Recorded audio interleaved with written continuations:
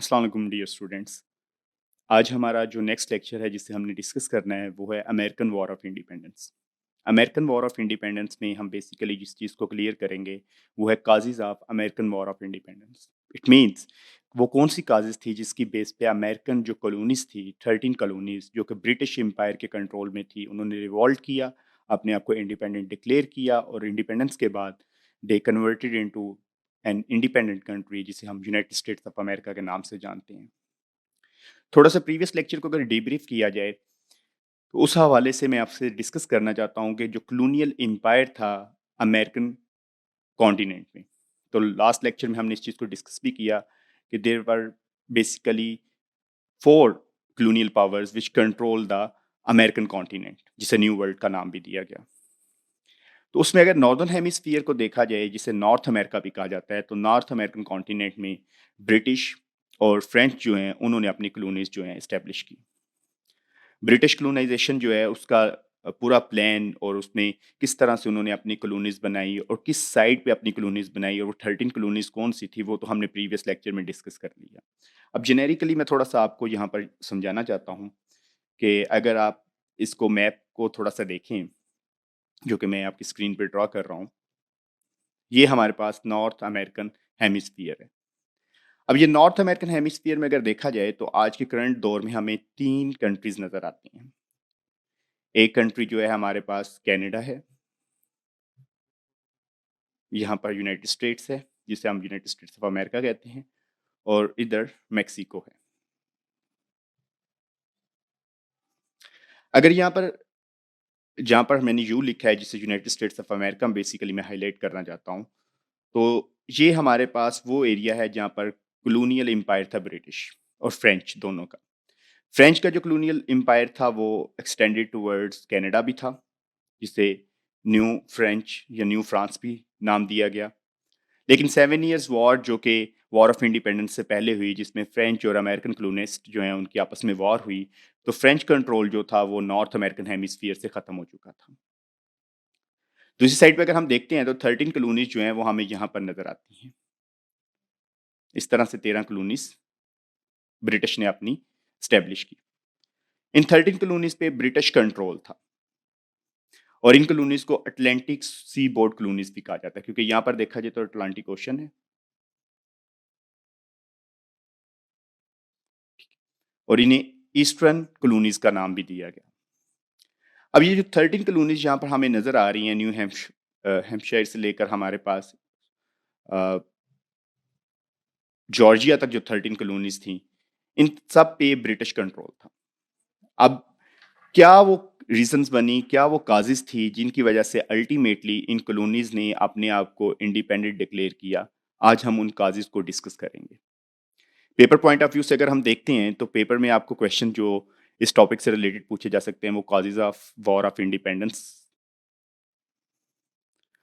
एक general question इसके ऊपर पूछा जा सकता है। फिर इसी पोर्शन के हवाले से अगर देखा जाए तो इस पोर्शन में वो आपसे स्टैम्प एक्ट के बारे में पूछ सकता है, प्रीवियस पास्ट पेपर्स में पूछा भी है।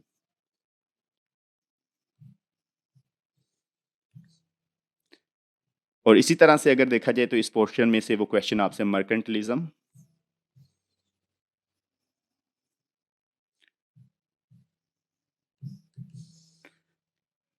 और इसके जो इफेक्ट्स हुए जिसकी वजह से ये जो 13 ब्रिटिश कॉलोनीज थी अल्टीमेटली वो इतनी ज़्यादा स्ट्रेंज रिलेशन उनके हो गए ब्रिटिश से कि उन्होंने अपने आप को इंडिपेंडेंट डिक्लेयर किया। तो ये 3 मेन चीज़ें हैं जो वो आपसे पेपर में पूछ सकते हैं। तो इन तीनों चीज़ों को आज के लेक्चर में हम डिस्कस करेंगे।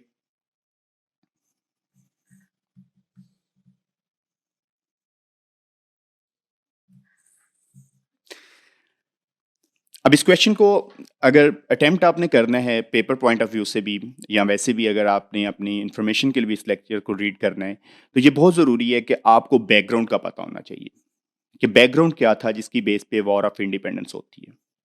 तो बैकग्राउंड को अगर देखा जाए तो 2 पोर्शन में हम डिवाइड कर सकते हैं। फर्स्ट तो एक फिलोसॉफिकल बेसिस है कि वो कौन-सी फिलोसॉफिकल बेसिस थी जिसकी वजह से ये जो अमेरिकन कॉलोनीज़ थे, ये जो 13 कॉलोनीज़ के लोग थे, उनमें क्या वो आइडियोलॉजी आई, वो क्या एक उनका प्रिंसिपल स्टैंस बना जिसकी वजह से उन्होंने ब्रिटिश एम्पायर जो कि मदर कंट्री था इन कॉलोनीज को स्टैब्लिश करने वाला, उसके खिलाफ उन्होंने रिवॉल्ट किया। और सेकंड जो चीज़ हम इसमें डिस्कस करेंगे वो इसका जो इमीडिएट जो रीज़न बनी इन कॉलोनीज या इमीडिएट काज जिसे कहते हैं वो कौन सी थी जिसकी वजह से इन कॉलोनीज जो हैं उन्होंने वॉर की विद देयर मदर कंट्री। तो उसमें अगर देखा जाए तो 7 इयर्स वॉर जो प्रीवियस लेक्चर में हमने पढ़ी उसका इम्पैक्ट बहुत ज़्यादा था। फिलोसॉफिकल बेसिस के हवाले से अगर देखा जाए तो 16 टू ऑनवर्ड जब 18th सेंचुरी तक अगर देखा जाए तो आपकी जो वेस्टर्न वर्ल्ड थी उनमें एक इनलाइटनमेंट आ गई थी और इस इरा को गोल्डन इरा भी कहा जाता है। रेनेसांस के बाद लोग जो है वो काफ़ी ज़्यादा एमेंसिपेटेड हो चुके थे, उनकी अप्रोचेस चेंज हो चुकी थी और वो मेडिवल टाइम की जो अप्रोचेस थे वो उनसे बिल्कुल हट चुके थे। फॉर एग्जांपल अगर हम इस चीज़ को थोड़ा सा मज़ीद हाईलाइट करते हैं, मज़ीद इसको एक्सप्लेन करते हैं, तो मेडिवल टाइम में क्या होता था कि आपका किंग जो है वो सोल पावर होता था अपनी स्टेट को रन करने के लिए। किंग का एक रूलर भी था और किंग के पास डिवाइन राइट भी होते थे और जो जनरल पब्लिक थी, जो जनरल मैसेज थी, उनकी विल नहीं थी होती।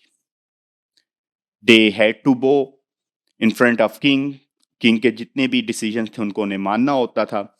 लेकिन अब वेस्टर्न वर्ल्ड जो थी they have been thoroughly changed.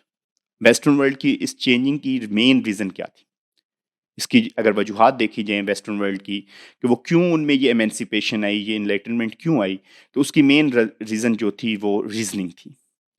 क्या वो लोग पहले दौर की तरह से जो पास्ट सेंचुरी थी उसकी तरह से वो ट्रेडिशनल अप्रोचेस पे बिलीव नहीं थे करते।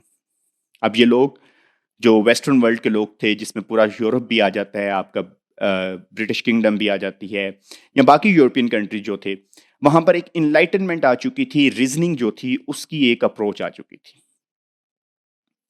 जब ये रीजनिंग और इनलाइटनमेंट और एजुकेशन जो आ गई इन लोगों में तो इनमें अवेयरनेस बढ़ना शुरू होगी, तो अवेयरनेस के साथ साथ इनमें पॉलिटिकल जो आइडियोलॉजीज हैं वो भी चेंज हो चुकी थी। लेकिन ये पॉलिटिकल आइडियोलॉजीज इस तरह से चेंज नहीं हुई कि वो उन लोगों ने सोचा और उन्होंने अपने पॉलिटिकल कॉन्सेप्ट जो हैं उनको चेंज करना शुरू कर दिया। Basically they were some political philosophers who gave the enlightenment to these people, जो यूरोपियन लोग थे उनको। अब यहाँ पर जो यूरोपियन और वेस्टर्न वर्ल्ड के अंदर जो पॉलिटिकल एक इनलाइटनमेंट आई है, जो पॉलिटिकल एक इंसाइट आई है, उसी को हम लिंक करेंगे अमेरिकन 13 कॉलोनीज के साथ। ये नहीं हो सकता कि ये जो पॉलिटिकल इंसाइट थी, पॉलिटिकल एनलाइटनमेंट थी, जो इन लोगों ने रीजनिंग वाली अप्रोच अपने अंदर ले आए थे, तो ये सिर्फ इंटैक्ट रही इन यूरोपियन कंट्रीज में, बल्कि ये ऑफ बॉर्डर जाकर उन्होंने अफेक्ट अपना डाला इन अमेरिकन कॉलोनीज में भी। कुछ पॉलिटिकल फिलोसफर्स हैं जो आपने पॉलिटिकल साइंस जिन लोगों ने ऑप्ट की होगी उन्होंने तो काफ़ी अच्छी तरह से उन्हें पढ़ा भी होगा। तो उन पॉलिटिकल फिलोसफर्स में देखा जाए जॉन लॉक, मॉन्टेस्को, रोसो जो हैं, इनका काफ़ी ज़्यादा इंपॉर्टेंट नाम हमें नज़र आता है क्योंकि इन्होंने पॉलिटिकल आइडियोलॉजीज वो दी जो कि ट्रेडिशनल अप्रोचेस से बिल्कुल डिफरेंट थी, मिडिवल टाइम के अप्रोचेस से बिल्कुल डिफरेंट थी। For example if we read John Locke treatise, तो जॉन लॉक जो है उसने बेसिकली दो ट्रीटीज जो हैं अपने फ्रेम किए जिसमें वो किंग, मोनार्क और रूलर जो है उसके ऊपर बात कर रहे हैं। फॉर एग्जाम्पल अगर हम फर्स्ट ट्रीटी को देखते हैं तो फर्स्ट ट्रीटी में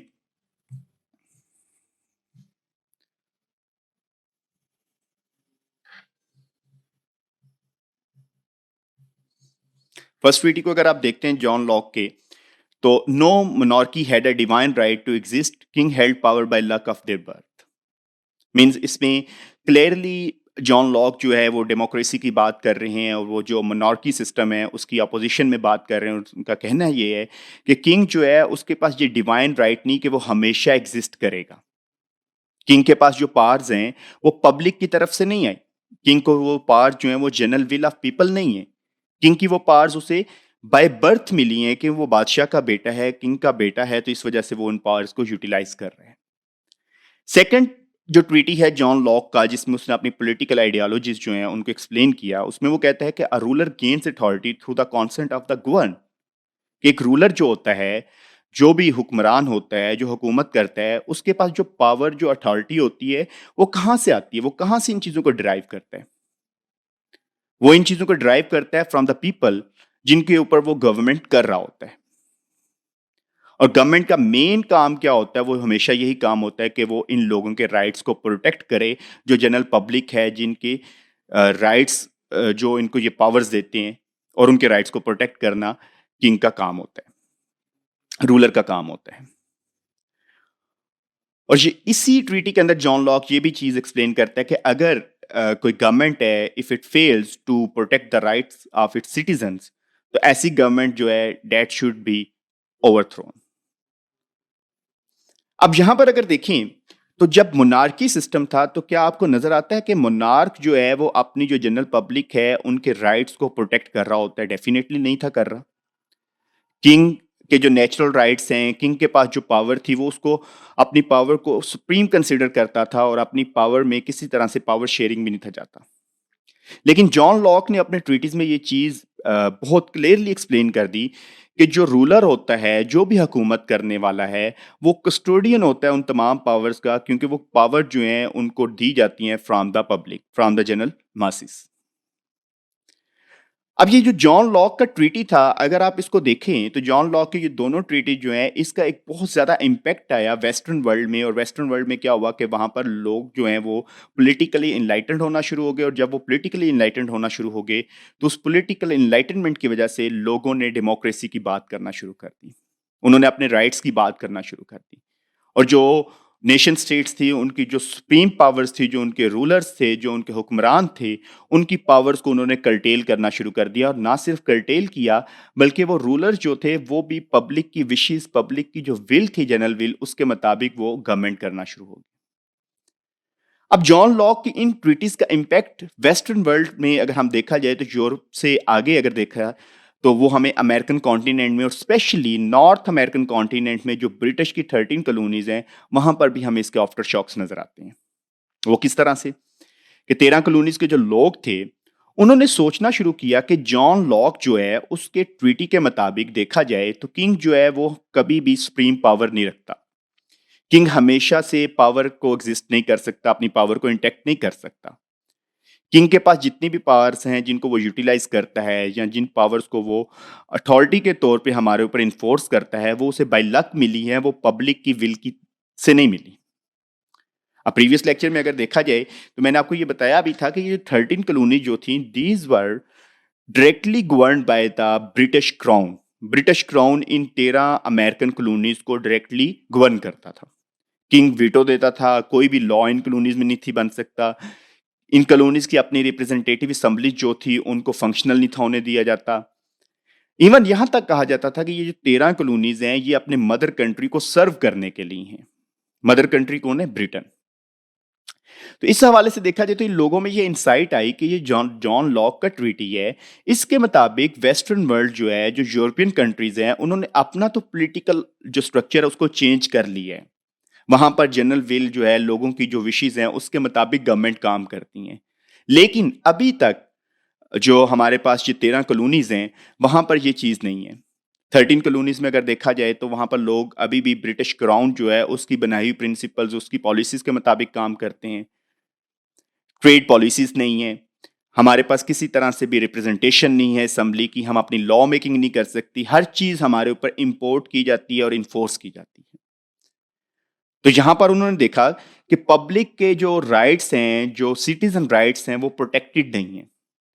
तो ये एक प्रिकर्सर बना जिसकी वजह से इन कॉलोनीज जो हैं उन्होंने इसको एज अ स्टिमुलस लिया, और इन्होंने इंडिपेंडेंस का सोचना शुरू किया।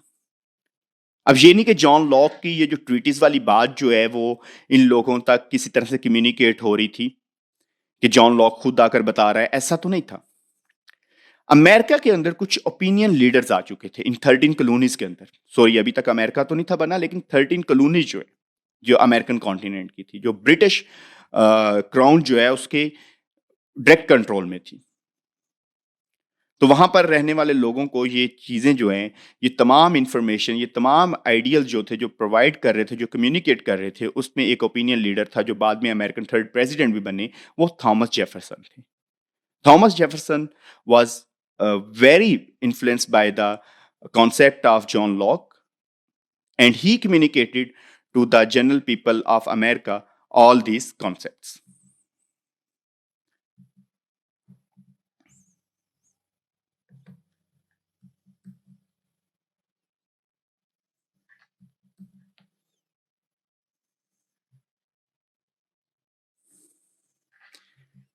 नेक्स्ट अगर देखा जाए तो दूसरा पॉलिटिकल फिलोसोफर जिसको हम वॉर ऑफ इंडिपेंडेंस जो है उसकी बैकग्राउंड में डिस्कस करेंगे वो हमारे पास मॉन्टेस्क्यू है। मॉन्टेस्क्यू जो है अगर पॉलिटिकल साइंस में एक मेजर कॉन्सेप्ट देखें तो जो आज भी हमारी तमाम जो नेशन स्टेट्स हैं वहाँ पर इस कॉन्सेप्ट को काफ़ी ज़्यादा माना जाता है, वो है separation of power. Separation of power means क्या कि अगर आप देखें तो आपकी स्टेट के मेन 3 पिलर्स होते हैं। अब वो 3 पिलर्स ऑफ स्टेट कौन-कौन से हैं? एक आपका लेजिस्लेटिव है।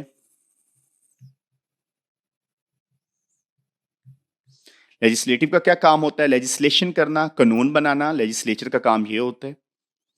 सेकंड पिलर जो है वो आपका एग्जेक्टिव है। उसका काम क्या होता है कि लेजिस्लेचर के बनाए हुए जो कानून हैं, जो उसने लेजिस्लेशन की होती है, उनको एग्जीक्यूट करना, उनको इन्फोर्स करना। और थर्ड जो पिलर आपके पास होता है स्टेट का, वो आपकी जुडिशरी है। और जुडिशरी जो है वो आपके कॉन्स्टिट्यूशनल राइट, आपके कॉन्स्टिट्यूशन को वॉच डॉग करता है और ये देखता है कि लेजिस्लेशन और एग्जेक्टिव, लेजिस्लेशन ने जो लॉ बनाए हैं और एग्जेक्टिव जो उनको इन्फोर्स कर रहा है, उनके ऊपर जो एक वॉच डॉग होता है वो जुडिशरी होती है।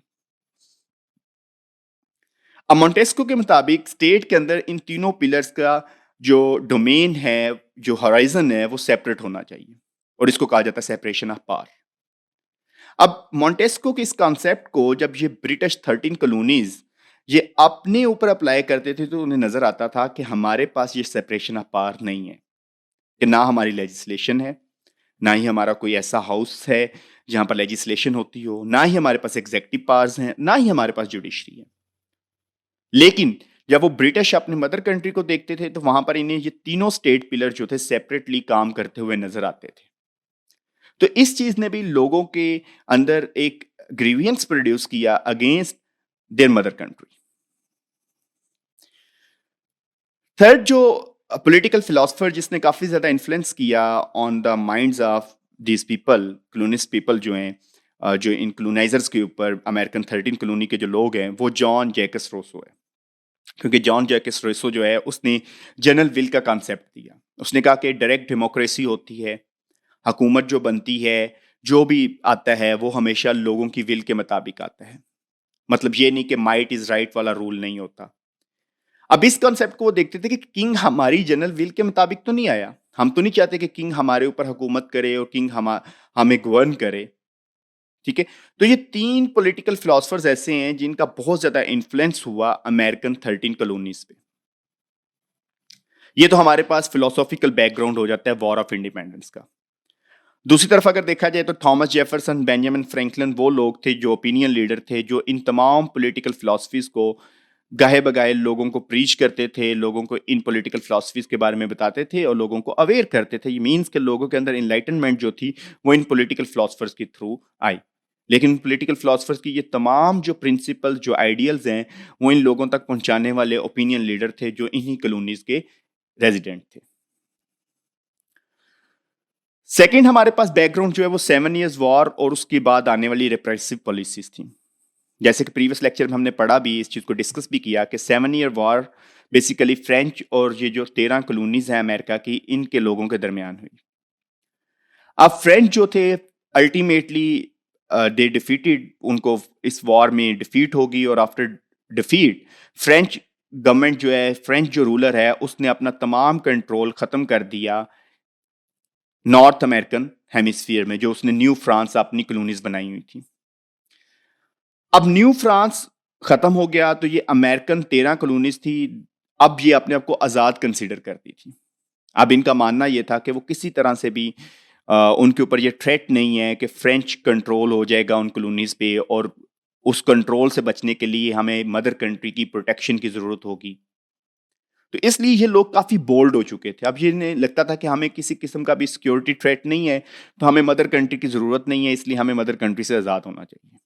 एक एस्पेक्ट तो ये था।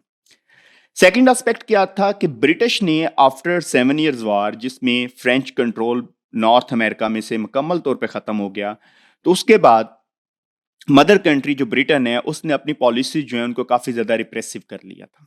अब वो रिप्रेसिव पॉलिसीज उनकी क्यों आ रही थी? क्योंकि वार का जब 7 ईयर वॉर हुई तो उस दौरान एक्सपेंसेस भी बढ़े। अब वो एक्सपेंसेस कि मध्य में जितना भी अखराजात हुए थे, जितने भी पैसे थे, वो अब ये चाहते थे इकट्ठा करना इन कॉलोनीज़ से। बट कॉलोनी के लोग जो थे वो रेज़िस्ट कर रहे थे, वो किसी तरह से भी इन अखराजात को पे नहीं करेंगे। तो इस वजह से काफ़ी ज़्यादा रिप्रेसिव पॉलिसीज़ आ गई मदर कंट्री की, ब्रिटेन की, और उन रिप्रेसिव पॉलिसीज़ ने भी अ, लास्ट जो अगर देखा जाए इवेंट हमारे पास ये आता है कि जिसके बाद वॉर ऑफ इंडिपेंडेंस स्टार्ट हो जाती है।